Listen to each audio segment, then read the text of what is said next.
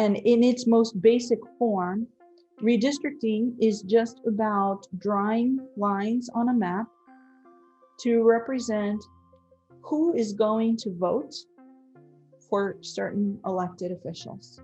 So Pasadena, and I'm going to use my cursor here, the north side of Pasadena was split in the drawing of political lines for the Texas House of Representatives. So I'm not even going to talk to you about what was going on with the political lines inside Pasadena.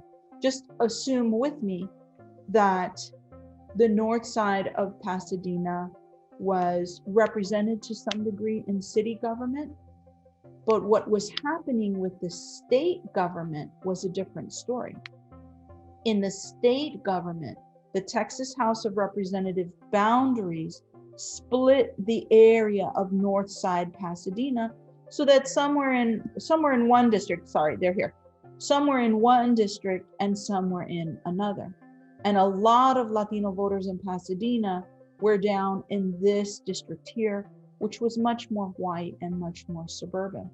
So here's the north side of Pasadena, and here you have a line that was splitting that neighborhood for the purpose of politics.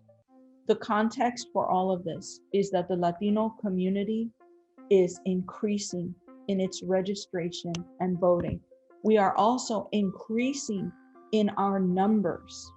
This is the change in Texas overall. You can see that in the last census, not this most recent one, but in the last census, statewide, Anglos grew by less than 500,000.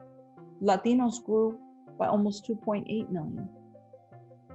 But our growth and our increased political participation is strongest when the political lines that are drawn around our neighborhoods are fair. And so redistricting is a time when we need to be very involved and very vigilant about what's going on so that we can ensure that our growth and our registration and our coming out to vote are fairly reflected in political lines.